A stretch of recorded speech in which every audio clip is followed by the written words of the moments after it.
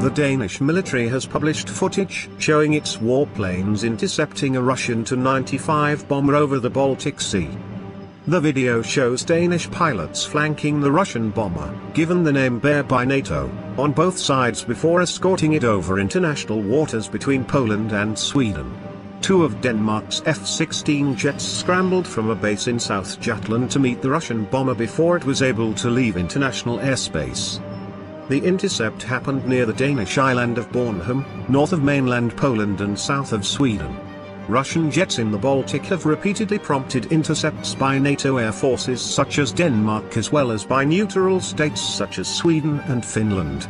A handful of Russian fighters and bombers flying in the Gulf of Finland prompted sorties by the air forces of all three nations in June over the course of a single day.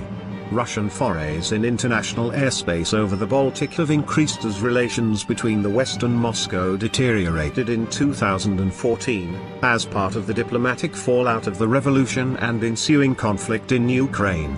The Baltic states are the only former Soviet territories to join the NATO alliance to date and represent the most significant and perilous border with Russia in the case of conflict. During one stretch of 7 days in June, NATO intercepted 32 Russian aircraft which flew with varying degrees of prior warning, around Russia's tiny neighbors. Although Russia has argued it is within its rights to fly in the busy international airspace of the Baltic Sea, its desire to do so has increased exponentially as its relationship